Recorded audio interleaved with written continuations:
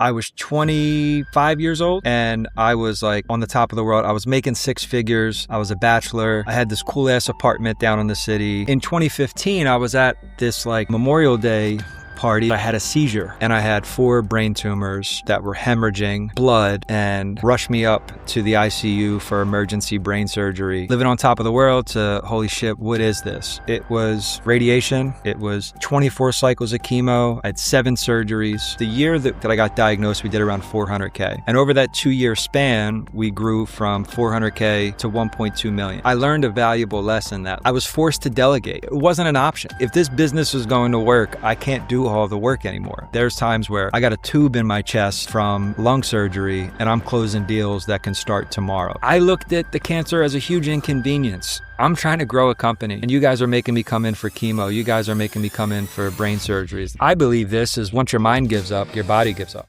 Welcome back to another episode of The Pursuit of Purpose. My name is Chris Kiefer, and today I am joined by Tom Heiler, the owner of Heiler Painting.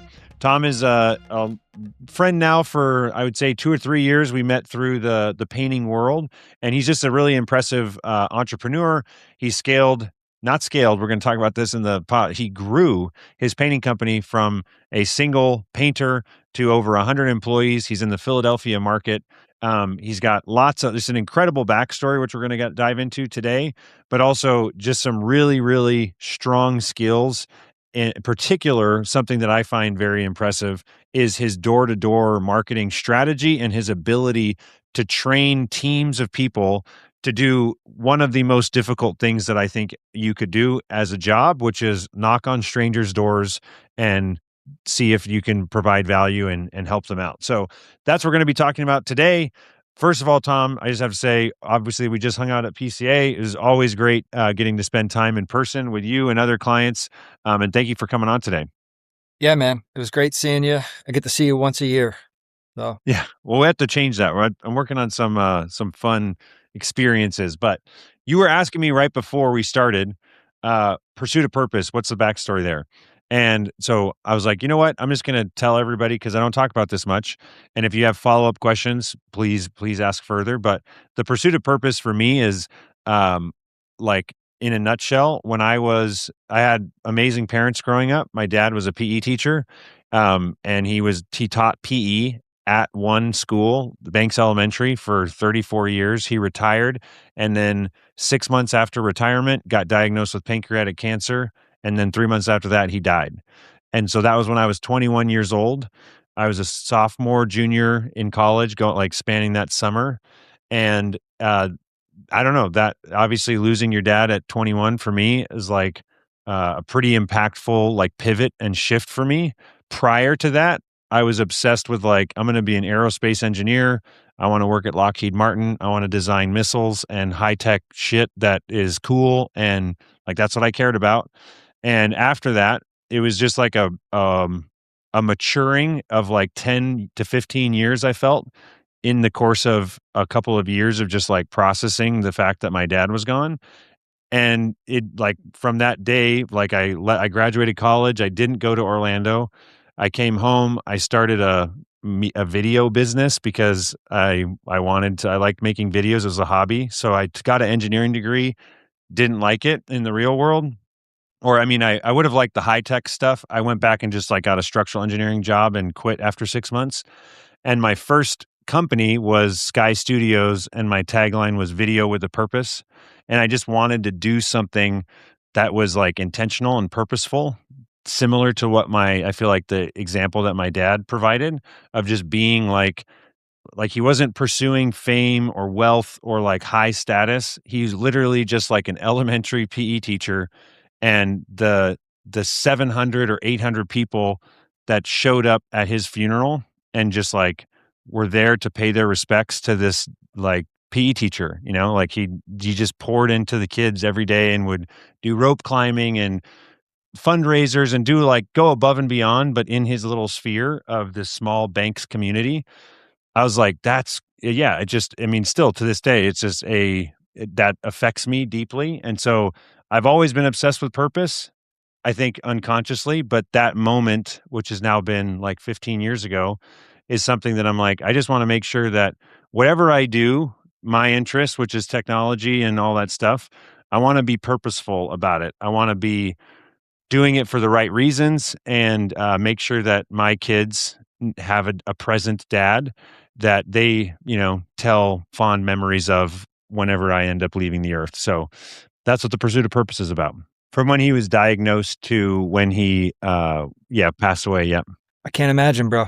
That's really quick, and you're still in shock before it even happened. So, like, I'm sorry to hear you went through that, man. Like, obviously, like, I'll get into my battle, but, and you said that your purpose, that you've kind of clarified your purpose. Do you have any tips to people out there on what, did you clarify your purpose because of a traumatic event, or was it things that you're still working on? Because I've been through a lot. I still struggle with my purpose because it changes a lot and it's morphed over time. So, Mm, like, is there anything that you're in, like that you did intentionally about getting that purpose? Like, because I think a lot of people, oh, but it's called pursuit of purpose, right? Because I think that's what it is. And I am also constantly pursuing it as well. yes. And I often beat myself up and I say, I need to have a bigger purpose, and it changes. So trying to live with that is tough because it's an interesting title as far as pursuing purpose. Because Yeah. I And don't think you ever get there. I would I agree don't with think you that. ever I think truly you have get a there. North Star. I think you have a North Star and you're I don't know. I've never navigated the oceans, but I've read books about it and heard stories. And I feel like the best way I could describe it is that, at nighttime when you can see the stars, you're kind of navigating based off of what you believe is the course that you're on. But then the daytime comes and you're just, battling the seas and the problems of the day. And then I think it's an occasional like reflection and reset of like, okay, it's dark, it's nighttime, I'm providing space to think and be intentional. Am I still going in the direction that I want to be going? And do I want to change that pursuit to something else? I would say the only like high level thing that I would argue or say that I do Okay. know is that Yep. I want to be a dad, I want to be a good husband, and I want to like I mean honestly, there's a part of like I want to make sure that my funeral has the same number of people that my dad had at his funeral. And how do you do that, That's the goal. Yeah. Okay. Yeah. And there's a book that I read, like 7 Habits of Highly Effective People, and it's begin with the end in mind. It is actually one of the habits, and it You wanna really know what's ties into crazy? that. That book that you just said is the one book that my dad gave me when I was, like, 16 or 17. He said, "Hey, Chris, you should read this." Didn't read it when he was alive and have read it since, but, the deathbed meditation or, like, Hmm. visiting or thinking Yeah. through being at your own funeral, we Yep. never had a conversation about it. I don't even know how much that, impacted my dad's life, but, like, these moments of just, like, random coincidences, I love that. I think it's, Yeah. cool, and it's not an accident that you also know that book and mentioned it. Yeah, I mean, that book changed my life, man. And it's my business Bible, my personal Bible, and it's like if you read scripture, which I don't, but they constantly reread the Bible, and I constantly reread that book. Like, because the seventh habit is sharpen the saw, and sharpening the saw to me is like just constantly reminding yourself. Um, and you don't have to read a ton of books. Like I think a lot of times you have to retain the ones over and over again. So I do read a lot of books, but I think there's certain books that I reread over hearing about a new book. Because a lot of the books they're like very similar. They're just repackaging the same concepts. And the OG concept is 7 Habits of Highly Effective People, in my opinion. But anyway, Yeah. So, that's enough about me. We're here to talk about Tom. So, let's dive into what is your backstory. And I don't know if you have a way that you want to jump into it, but you told me, and I will say something that not a lot of people know about you is that you've had a pretty grueling battle with cancer, and and you're here, and it's impacted you. So, yeah, where do you want to start with that? yeah. I mean, I can start at the very beginning, like before I even got to school or exposed to the painting industry. So I grew up in the inner city of Southwest Philadelphia. It was a pretty rough neighborhood. I was around a lot of crime, drugs. I've been mugged like 3 times. Um, there's a lot of addiction, like in my family, and there were years on end where I didn't have a bed. I would sleep on a floor, and for a year, I shared a bed with my father and my younger brother. I mean, imagine 3 people sleeping in one bed. And the crazy thing is at the time when you grow up in that atmosphere, you just think it's normal, and because everybody else is growing up in that same situation, like, and I think that's one of the things that people don't realize is like, hey, like there's a lack of awareness as far as what the world can offer in some of these inner city neighborhoods and in some of these communities that it's what they're around. That's what the lifestyle was. And then because of those situations, I had to grow up really young. And at the age of 12, I really kind of had to mature pretty quickly. And I decided that I wanted to go to college. And when I went to Temple University, it really exposed, like, I got to see that, oh my God, there's a lot more out there to the world. And I got to meet a lot of different people. And while I was in college, my dad was a painter. I joined a program called College Works Painting. That also was a game changer for me because I saw that,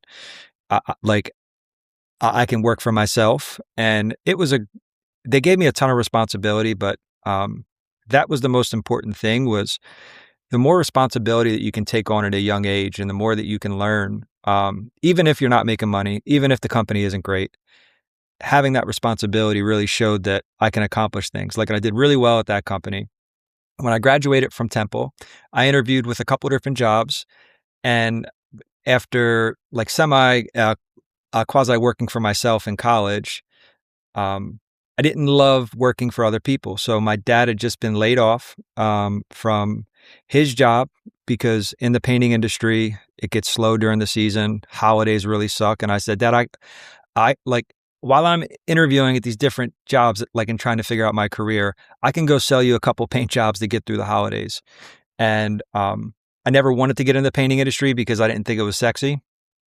But then I realized that I made more money in like 2 weeks than I did over a couple of months over the summer. I said, okay, we're on to something here. And then it just naturally kind of grew. So my dad, he never wanted to get in the business side of it. He was a hell of a painter and he helped me get off the ground. And it just naturally grew year over year. And we grew on average by around 30% each year.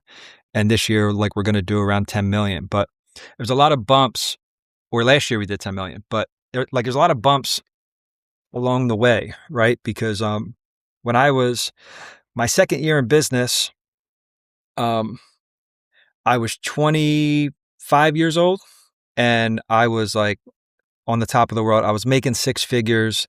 I was a bachelor. I had this cool ass apartment down in the city. And just, I mean, there's nothing better than making 6 figures at 25, being a bachelor. And it was like, I was like, why am I so blessed? Right. And it was awesome. It was a great time of my life. And then, in 2015, I was at this like Memorial Day party. It was like a day club and it was a lot of fun, but I had a seizure and I like never had a seizure before. And it was a really bad seizure. Like, it was a grand mal, like I blacked out, and then they took me to the hospital and they thought I was on drugs because I was at that party, that atmosphere. And I said, no, I wasn't on drugs. And then 2 days later, I had another seizure. And I was, at that point, I knew there was something up. So then I went to the hospital and explained the situation. They gave me, I knew something was wrong. They gave me a brain scan. And I had 4 brain tumors that were hemorrhaging blood, and rushed me up to the ICU for emergency brain surgery. And just everything changed right then and there. So it was like living on top of the world to, holy shit, what is this? Yeah, like, it was scary. And it was a 2-year battle. It was radiation. It was like 24 cycles of chemo. I got high dose chemotherapy, the strongest stuff they can give me. That didn't work. I had 7 surgeries, and I still have epilepsy, like from it because I still have brain tumors that are dead now, like they're not active. And I have really bad tinnitus. I can't really hear. But it's funny because I forget about that stuff every day. And like when I tell my story, it's kind of therapeutic because it reminds me to like, okay, be thankful for today. Because I never wanted to know what my chances were, because what's the point in that? And I always told my family, hey, don't research this. Don't like, don't share. And it's what you're finding as far as the prognosis here.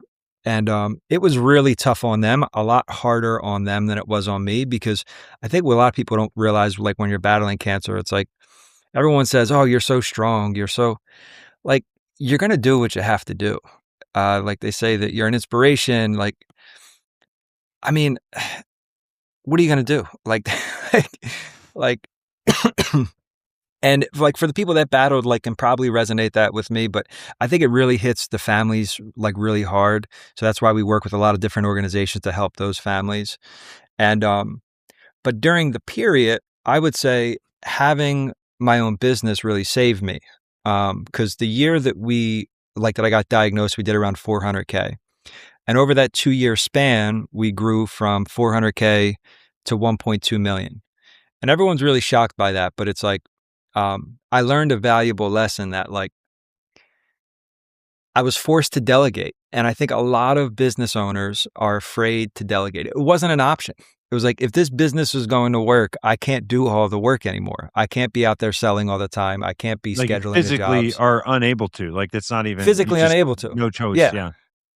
there's no choice, right? And then because of my situation, like I'm sure my team had a little bit of more gumption and like a little bit more motivation to rally around me. And a key part of that was to keep the business afloat. Like I gave one of my current employees a sweat equity. And I said, look, I'll give you 30% to help keep this thing afloat. And I was able to delegate a lot of that stuff to him, but also I was still out working. Like, it's not like I wasn't working. Like, don't get me wrong. I mean, there's times where I got a tube in my chest from lung surgery and I'm closing deals that can start tomorrow. So it wasn't like, uh, like I'm on the phone, like, hey, can you start tomorrow to keep my guys working next week? And so it wasn't like I wasn't working, but I wouldn't be able to do it without the support of him and all the guys on my team that were great guys. And like an valuable lesson that I learned is people actually want to do a good job. Like no one wants to no one wants to come to work and suck, right? Mm. Um, they want to work for a company that trusts them, and I had to trust them with my business while I was sick, and they did a really good job to keep it afloat. But not only that, but to thrive. And that's when I realized, like after I got healthy and I got a clean bill, um, I was like, okay, well, now I know what's possible here. I just need to continue to get like good people, trust them to do their job. Um, as hard as it is sometimes, try to stay out of the way, like because I still jump in today, but like that's kind of my navigation is get good people and trust them to do their job. But yeah, so after I beat the cancer, that's when we really took off. Like it's funny because I asked the doctor after I got into remission. I was like, all right, doc, like what were my chances? Like now you can give it to me, right? Like what were my chances to make it to remission? He said under 7% statistically on the type of cancer that I had and the type of treatments that I had. So I met a lot of people, probably 3 people. I don't want to say a lot of people. I met 3 people just in the hospitals that were also battling what I did, and 2 of them didn't make it. And it's like it's pretty fucked up. Like just knowing that, like you got to know their families, like their kids, and I would say the difference is, man, is that they were sitting at home because they had this job and they weren't working for themselves, and they gave themselves the opportunity to feel sorry for themselves. Whereas I looked at the cancer as a huge inconvenience. I'm trying to grow a company and you guys are making me come in for chemo. You guys are making me come in for brain surgeries. Like you guys are in the way. Like I'm trying to grow this company where I think if you don't have that purpose, right? That like the purpose to wake up every day and do something, it's very easy to get inside your head and start having negative conversations, which I believe this is like once your mind gives up, like your body gives up, right? So it's like If your mind gives up, then your body does. And What's the I wanna that's like that's super that very relatable to a lot of people, relatable to me, but the balance of like, if some like, "Dude, you have cancer, take a break." Like, it's not all about work, like, you don't have to like, that's where the stories that would come up in my head that's what I feel like I would say to someone that has cancer, right? Like, yeah, "You don't need to do this," but there is something to be said for, like, the way you approached it, which I feel like most people have a cross, a challenge, whatever it is in their life, and it's like, how do you see past the inconveniences to like, this is what I'm waking up to do, and this is what I'm here for? Because I do think that, like, the cancer of whatever analogy or metaphor that is in anyone's life will take you out if you don't have something bigger to pursue. yeah, and I think I was pursuing to live, like so to take my mind off of it, right? Like, and I think the last thing you want to tell to somebody is like, go chill and relax, right? And maybe if they're older, right? But no, it's like my biggest tip to anyone that's got diagnosed, because my doctor still connects me with patients that are battling, because like they he wants to share my story with them to give them hope. I always say, dude, stay busy. Like, what has been your passion that you've always wanted to do and that you never had an opportunity to do, right? I like, try that. Start a business. Don't like go to work, right? Because and so and everybody at work is like, it's it sucks, man, because like now you're the cancer guy. And now Mm. I'm the cancer guy, right? I got scars all over my head, and like I'm sharing this story right now, and nobody wants to be the cancer guy. So when you're at work or you're trying to stay busy, it's like people are going to have that mindset that you had, Chris, which is um, take it easy, take care of yourself, make sure you're resting up. When it's like, I never wanted to. I just wanted to, I still wanted to live life the way that I did. Now there were limitations, but yeah. Well, at any stage of life, we're all dying, right? Like, Yeah. that's what's gonna happen. So if you're 99, like, I can tell you you're gonna die very soon compared to someone that's 5 or 20 or whatever, but also, like, we don't know. Maybe we are gonna die sooner than the person that's 99, you know what I mean? So I feel like there is an element, the part that I feel like is inspiring about the story that you're sharing, and this is maybe a reframe of because I can relate to when my dad passed away, people would say like, "Oh, I'm so sorry."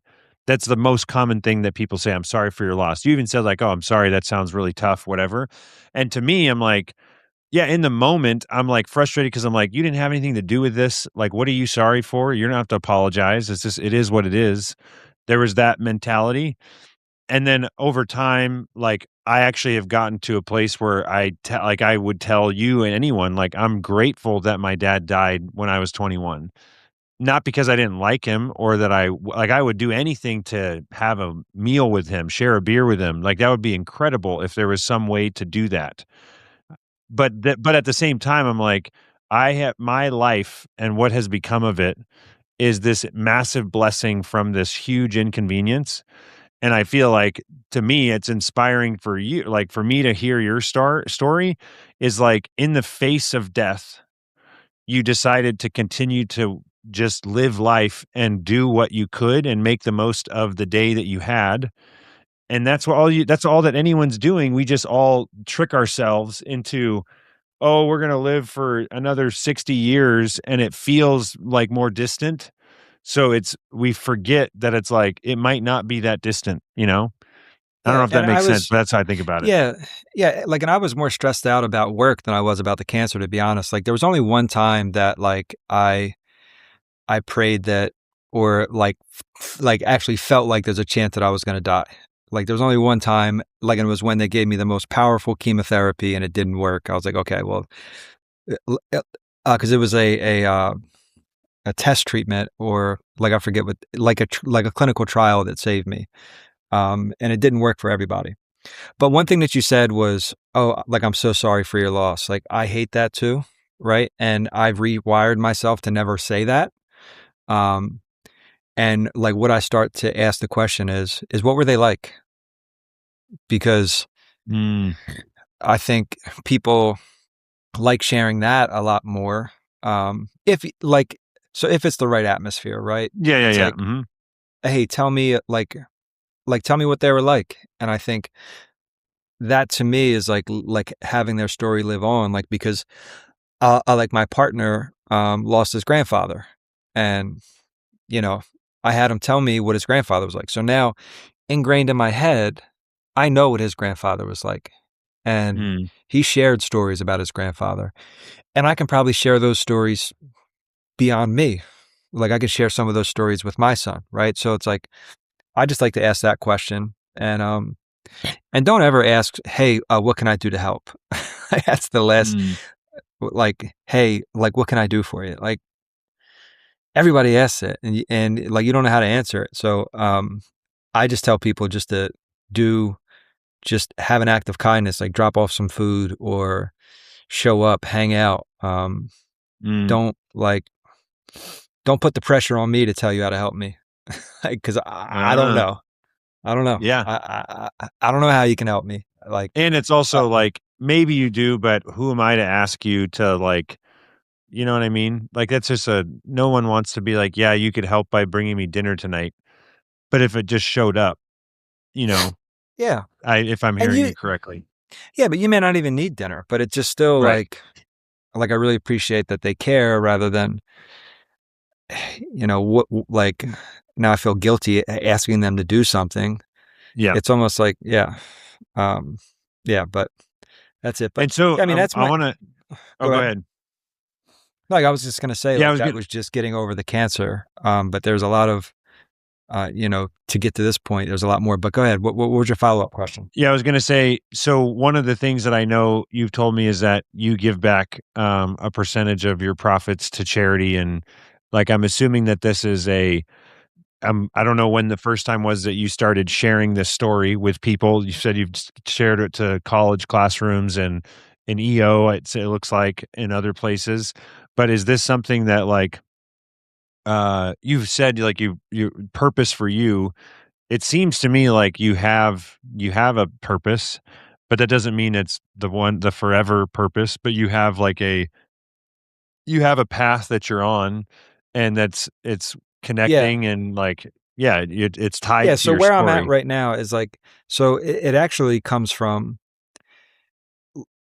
like, it comes from when I was a child, and then it was just kind of multiplied uh, um, when I got sick. So it's just really, I'm just trying to experience as many levels that life has to offer and learn as much as I can and seek as much wisdom as I can, like, while I'm here, right? It's like I never want to have a moment where it's like I'm just sitting still, right? And that might be bad because life's flying by, but it's just like I'm just like, I picture people starting out at certain levels, right? So if you have a level of 1 to 100, right? It's like how many levels can you get to? I don't know what like the 100th level looks like, but I'm just trying to continue to feel like I'm making it and learning a lot more and getting more wise and growing a company and making an Stretching impact on yourself. people. Yeah, Yeah. yeah. But what was your question about the donations that we make? Yeah, it just sounds like that is like you've tied this purpose into your business, and your employees and your team understands that this is like, I could work at a company or I could work for Heiler, and they're like, my efforts are giving back to this Yeah, charity or that's this thing that is important yeah. to Tom and me because I work here now. So yeah, so I mean, it's I would just say that everybody here really cares about what they do, and they care about like the fact that we care about each other, right? So we're always trying to help each other out. We care about the client experience, but we also care about the community. And I would say like that's a lot of like a lot of our energy, and the culture here is just like it's really laid back. Like, me, it's like I'm not making people come to a suit, but we get shit done. Like, and I think like the only thing that may rub off on me is like the mental from me is the mentality that I have is hey, we got to get shit done constantly. Like, I think they feel that and they're along for that ride, which I'm super thankful for. Mm. Awesome. Well, yeah. So, what other how do you take, or what elements of the your story goes into or is tied into this? I'm sure it affects lots of things, but do you, door knocking in particular, is there lessons that you take from this origin story of yours that that directly tie over to how you approach teaching, door knocking, or marketing, or other parts of the business? But I just know, like, legitimately, I think you have built one of the most, like, your strategy and your ability to generate business from this tactic like one of the most impressive things in the painting industry, I think. Yeah, yeah. So it's I like the same mentality of me having to give up the responsibility to because recognizing that I'm incapable of doing it, but I think that a lot of things in business you're incapable of doing, and you have to find someone else that can do it better than you. So it's Mm, like I have spent years trying to build a door knocking team, and have not been able to sustain it. It's a lot of work. It's a lot of maintenance with managing the team and coaching them, like, and training them. And because I have like this whole other business to run, it was really challenging to do that successfully because it just needs a lot of attention. With that being said, it's like I had to find somebody that um, is better than me at it. They're really good at it. And like, I defined my who on who was going to help me get there. And I have a business development manager named Kevin, and he is awesome. So he really leads the team. He invests in them and puts the effort in. So I would say the learning lesson is that, like, it's not me doing it, right? So I can give the vision, like the clear vision of what the company is, what the culture, uh, what we believe in, where we're going. But like something like a door knocking team, if you're really trying to scale it, I think you need to have strong leadership there. And it really took off when I had somebody to lead that team.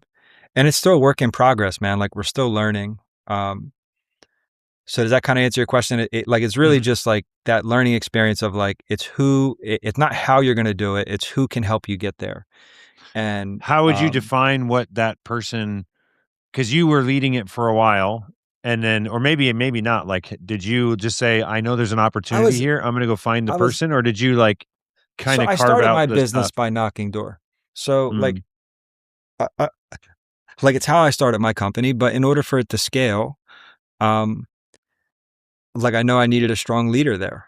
And like anything I've done in my business, it's, hey, I don't really know about operations as well as we need to. Let me go find someone that can really help me with my vision grow this. I don't know much about finance. Let me go help, like, actually find this person to help me get there.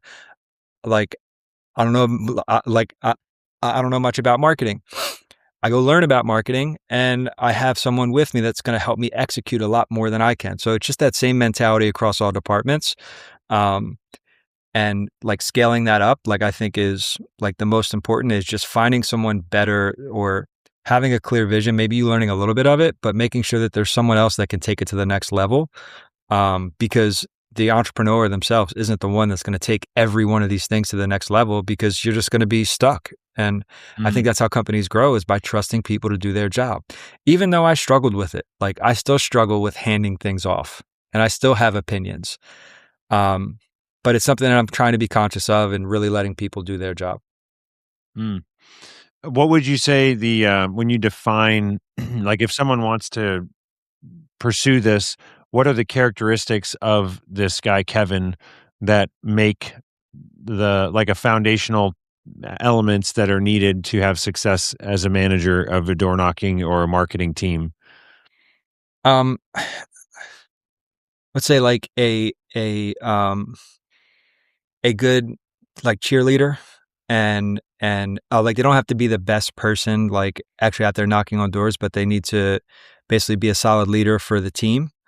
And like, they need to be there when the people are feeling down, like, like And I would say a lot more coaching is needed than what I was giving, is because he spends a lot of time like coaching the team up, and a lot of workshops. I mean, trainings every day, like trainings twice a week. So like someone that is good at training people and is going to be a huge cheerleader to deal with the emotions that happen. Um, Mm. like, because it's it's a tough job, man. It's probably the toughest job in the world. Like, or not the toughest job in the world, but in the painting industry, it's the toughest job in the service industry, in my opinion. Well, I would Um, say I actually, depending on what you're saying, is tough. Is it like physically demanding tough? No, but emotionally, I feel like, and one of the things that I did early in my entrepreneurial journey was cold calling, and I would cold call every day. I'd wake up, and it was the least favorite and the most uncomfortable thing that I did in my early years of business was I had to call 20 dentists every day. Just wake up, call 20 dentists, and then after I did that, I could do whatever I needed to do. But this was like back when my marketing company, we had a niche in this is before I ever worked in the painting industry at all. But I would say the thing, like I remember the first the first time that I called somebody, this is before I was targeting dentists. I had a drone and I was trying to sell aerial photography. And I called this company and I was like, "Hey, I have a drone and I'm wondering if you need photos of your winery, you know?" And they're just like, "No, we're not interested." And they hung up. And I laid on the ground in my room, just like totally ripped apart. Like I it's had not for just everybody, like a man. It's girlfriend not for broke up with everybody. me, right? Yeah. But then I was like, I pushed through and I did it again, and then I started calling, and now like I'll cold call anybody. I don't care. Like if they hang up, like maybe their boss is mad at them, maybe they've had a tough day and they're stressed. Like they got their own stuff, and I could call them in 2 weeks, and they would have no memory of being rude to me on the phone. You know, like that's I Yes. just you have Yeah. these frameworks Yeah. that you And learn that have helped me do this, and I feel like there is a real part of disconnecting, like, other people's opinion of you is none of your business, and you have to I feel like the only way to learn that is to do cold calling or do door knocking is, like, the yeah, difficult version of it's the cold most, calling. i- if you It's want to be an vulnerable. entrepreneur, yeah, but if you want to be an entrepreneur, that's where you have to start, in my opinion. Um, Yeah. and like you said, you've done it, right? Like, because that's what it takes to get up every day, right? And I have, like our core value is grit, right? That's one of our core values, and it's like there's a book that I recently read by Angela Duckworth called Grit, and it's like grit is something that can be developed. It's not something that you're born with. Like, and I think Mm, just like looking back at that book, it's like, yeah, my whole life it was just being developed.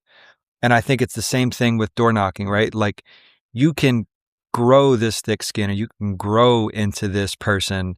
It's not day one, but if you push through enough, like you can become that person, like with the responsibilities, because it's a challenge, like the emotional challenge, because to me, I think like entrepreneurship is a mindset, right? Like it's not physical and it's not even necessarily skill, right? Because I think if you have the mindset to learn enough and have the passion to do it, like you'll figure it out.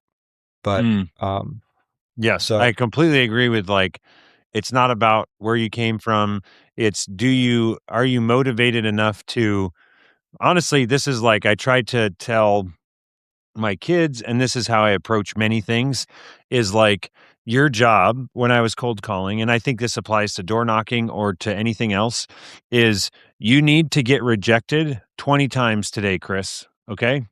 So every time you get rejected on a cold call, this is what I would tell myself. I just put a mark on the paper and be like, I got one, next one, got another one. And how fast can I get 20 no's? And then almost like magic, I'm gonna get 1, maybe 2. Some days I'll go and not get anyone to say, "Yeah, let's talk further." But my only goal was like, do you need more reviews? Is this something that would be worth talking about? Should we get someone in your office on the phone? And if they said no, great. I just scored. I got 1 point. Because in business, I feel it's the same thing.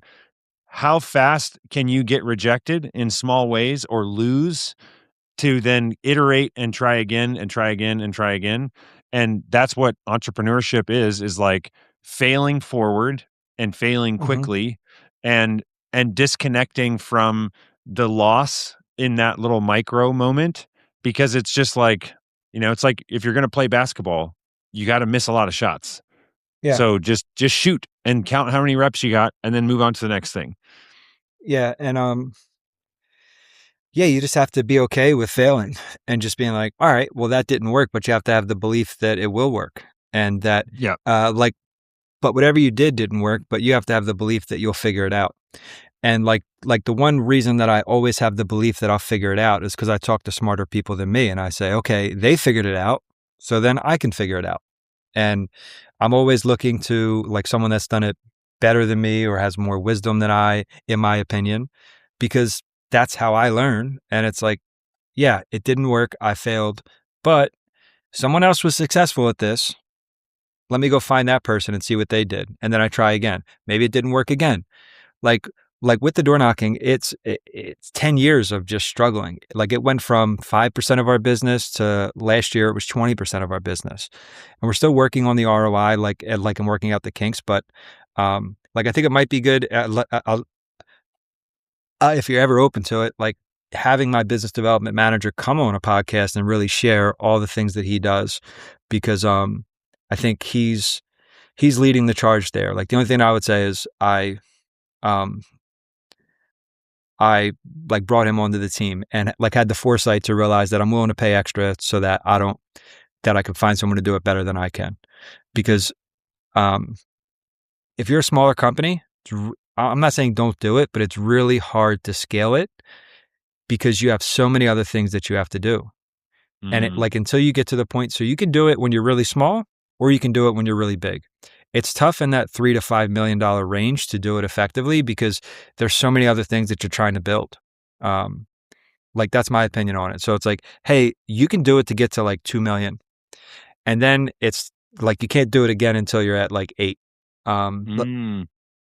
Yeah, so, I mean, it makes sense or you can that do it it's a again, but yeah, you're not going to be able to do it effectively. And you have to understand that and know that, hey, it's just this other thing that you're trying to do. But that's my opinion on it. I'm sure other people have had more success like that. yeah. Love that. So, book, I first of all, I'd love to have, Kevin on 100%. Let's lock that in. Next, my final questions for you are book recommendations. Three books that you like or recommend to people often. Yeah. Like we kind of already talked about it. One is Seven Habits of Highly Effective People. Like I can't like say enough that like I can reread this book 10 times and still pick up something new that I can apply. Like another one to grow the company, or like create a strong team atmosphere. Maybe you're trying to build a leadership team. Five Dysfunctions of a Team by Patrick Lencioni. That was also a game changer for me. Like as far as building a team of people and being able to have vulnerability, transparency, and being a better leader and like making your entire team a better leader. And then the third one is uh, there's a sales guy named Jack Daly. I don't know. Like, have you ever heard of Jack Daly, Chris? Mm-mm. No. He has this book called Hyper Sales Growth, and we've basically taken that process and applied it to Heiler Painting, and that's been a key to us scaling our sales process. So like our sales process has become really tight because of that book. So it's like the personal is the Seven Habits, the kind of team like culture stuff that would be Five Dysfunctions of a Team, and then building out a sales process, which is super important if you want to scale, right? Because it can't just be up in your head. Like there has to be a very strong sales process. Um, it would be Hyper Sales Growth by Jack Daly. That's awesome. I just looked it up and is this guy have you met this person? What industry Yeah, does he so focus in or any industry, he helped like 1-800 got junk, like get off the ground, and it's just a lot of different tips. Oh, but I would say the number one book that changed my business life is Traction. Like we run on EOS. I would say that's number one compared to all of them. Like because if you want to scale a company, it's the simplest way to do it. We run everything on EOS. the Entrepreneur Operating System. You read the book Traction, a lot of different resources, and that is what helped us get from um, basically the 1.5 million after I read it to now 10 million because of basically how to build out an accountability chart, how to have structured meetings, how to do strategy, how to track data, how to hold people accountable. So Traction is probably the most important book if you're really trying to grow a team Mm, to grow the company, not scale the company. All right, that's a different debate, man, because like I still have opinions on that. So yeah. Uh, so movie recommendation or show recommendation? um yeah, so I was thinking about this. There's this show called Dark on like on Netflix. It's like a German show, but it's about time travel. And I had no idea what I was getting into, but once I got into it, man, I was locked in. It's a great show. It's got like an 8.5 on IMDb, but it's a German show. Like It's called Dark. Dark. If you can Interesting. get over the dubbed like subtitles, and it's phenomenal. Look it up, man. Awesome. It's There's another. I actually have done a few of the. Is it where it's German like audio with subtitles, or do they have English overdub of the characters? English overdubbed. Like it's actually English Yeah, that they're you're listening speaking to. English. Yeah, Yeah, yeah, yeah. but they do There's a good another job with one. it. There's another one that's similar style called. I think it's called Heist or Money Heist or something. Have you heard of that one? Yeah, Money Same. Heist. It's like Yep. a. I think it Yeah, was it's a an good one. Italian or something. Yep. Yeah. Anyways, it's like when you watch a black and white movie, the first 5 minutes are like, you gotta kind of forget, and then once you just forget about the details of, like, that their lips aren't exactly in sync, it's fantastic. Awesome. Well, if someone wants to get in touch with you, Tom, what's the recommended way that how do you like people to reach out? Just email me at tom@heilerpainting.com. It's HEILER painting.com. It's just my first name. I did have a LinkedIn, but it got hacked and I cannot get back in. Believe it or not, LinkedIn has the worst customer service and I cannot get anyone on the phone. They have no person to speak with on the phone, or at least I've tried multiple times. So I just said, I'm just going to roll with my phone number and not do LinkedIn. Like, even though it's probably bad for networking and business, but You said something earlier I'm curious about. You said that, you're trying to get your brand out there. Is this like your Tom Heiler or Heiler Painting or both? yeah, good question. Like Heiler Painting, right? Because it's all about the people. And like, because what I want is my people to get exposed as well. Like, it would be great if Kevin can come on here, or I have Jamie come on here, or get them involved as well so that they can really show their. So, like, my marketing manager, Jamie, keeps wanting me to do, like, I don't know, all these these social media videos to like every other painter out there. And they talk about them company and they talk about themselves. Like, I'm sure there's value there, but like, I really want my people to feel a part of that as well. So like, um, I would say me and them, and they are the brand, right? It's like I am this, but as we grow to 150 employees, I'm just one person, and I'm not the guy that's like going Because to the reason I asked take that all the is, credit for it. my immediate thought is like I don't know if you have Googled me, and it's not like a huge part of my journey. I'm not like overly focused on it, but I have a website, chriskiefer.com, and I don't know if you've ever looked at this, and so maybe this is me. I know you, I like you. I feel like there is a future purpose or mission or something that you're uncovering, but tomheiler.com is still available on GoDaddy. All You can right, buy it right now. And I would say I don't know if you've used Lovable to make a website, but I'm building a website for Tom Heiler right now with Lovable, and it'll be I done in appreciate about that. 5 minutes. And I'll send I you the link, and appreciate then that. I won't buy the domain. Actually, maybe I I'll should pay buy it for to it. you, and then I'll sell it to you for 5 grand. Yeah, Just I'll kidding. Venmo you. I'll Venmo you. No, do that though, because like, yeah, so part of it for me, right? Like, because there's even things beyond the cancer, like a partnership split, like a lot of doubts in myself, like a lot of struggles with profitability, a lot of struggles with family outside of it, like navigating family businesses. So it's like the cancer, it's like I hate being the cancer guy. So like if you bring me back on, like there's more things that we could talk about too. But yeah, I appreciate the website, man. I You will have to go buy the website yourself. I'll just make the little, it's like a lovable landing page, but I'll show you what you can make these days with AI. It's crazy. So I'm going to take the all right, but that's transcript why we from this. have you, man. Yeah, I'm going to take the transcript from this call and ingest it into everything else it found out about you from online, and I'll send you your updated thing that you could drop into your actual domain if you go buy that. Yeah, well, I appreciate you having me on, man. And like for me, this is also just like selfishly, it's therapeutic to get my story out, right? And it's like I'm not trying to inspire anyone. For me, it's just more like the more I talk about it, the more gratitude I have for myself and the more that I thankful I am for being here. So it's like it's more of a reminder, like every time I talk to about it. There's no agenda here, right? It's like I get the story out and I go home and I say, man, like who cares about that? Like situation that I just had because I should Yeah. be thankful to be here. All right. Excellent. Well, Tom, super fun. Thanks again, and we'll be seeing you around. And then let's get Kevin on here too. So we'll talk to you Sounds soon. good. Appreciate your time. Awesome. See you, Chris.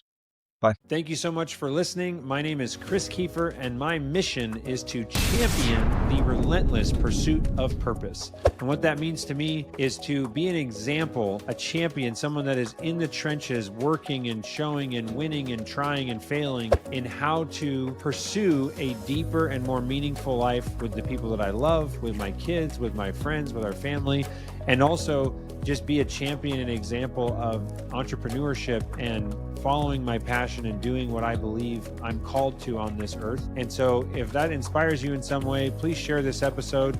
If you want, like, subscribe, share, whatever, do all the stuff. It means the world to me to get this message and get these guests that I have out there. And if you're interested in any of the book recommendations or looking up other episodes of the movie list, you can visit my website, chriskiefer.com, for all the details on the show, and also check out the Boolean review software, as well as the Boolean automation consulting company that I own for home service businesses. So thank you so much, and we'll see you on the next episode.